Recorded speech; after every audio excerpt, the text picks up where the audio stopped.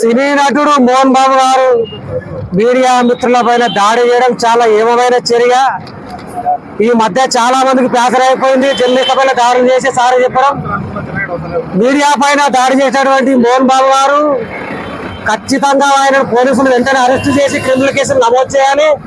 అందులో దాడిలో భాగంగా ఒక అయ్యప్ప మాలలో దీక్షలో ఉన్నటువంటి టీవీ9 ప్రతినిధి రంజిత్ గారి పైన వారు లోగోతో దాడి చేయడం వల్ల వారికి 3 చోట్ల ఫ్రాక్చర్ కావడం జరిగింది.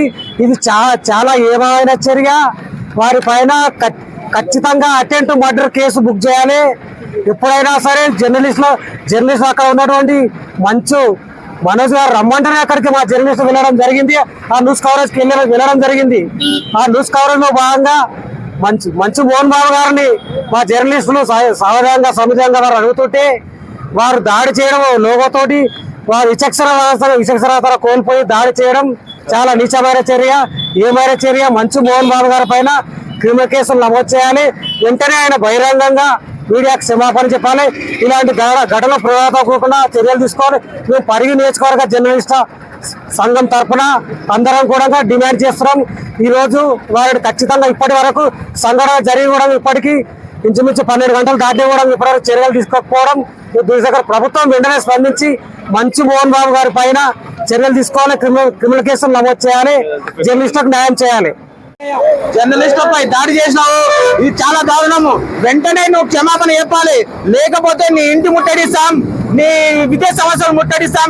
నీ ఒక విద్యా సమస్యలు నడిపిస్తున్నావు. నీ ఫ్యామిలీ విషయంలో జర్నలిస్టులపై దాడి చేసినావు. నీకు సిగ్గు అనిపిస్తలేదా? బుద్ధి అనిపిస్తలేదా? నువ్వు మనిషి అసలు లోగో తీసుకొని కొడతావా? నీ ఫ్యామిలీ రాజకీయం ఉంటే మీ ఇంట్లో చూసుకో. నీ కొడుకు మమ్మల్ని పిలిపించి కవరేజ్ చేయించుండు. నీ కొడుకు చేసిన తప్పుకు నీ కొడుకుని కొట్టు. మమ్మల్ని ఎందుకు కొడతావు? మేము కవరేజ్ చేయడానికి వచ్చినాం, మీరు పిలిచిన వచ్చాం. మా అంతటా మేము రాలేం నీ దగ్గరికి. నువ్వు ఇదొక్కడే కాదు, సినీ ఫీల్డ్ లో కూడా నీ జీవితం మొత్తం వివాదాలు ఉన్నాయి. చిరంజీవి పైన వ్యతిరేకంగా మాట్లాడతావు, బ్రహ్మానందం వ్యతిరేకంగా మాట్లాడతావు, అందరి మీద వ్యతిరేకంగా మాట్లాడతావు.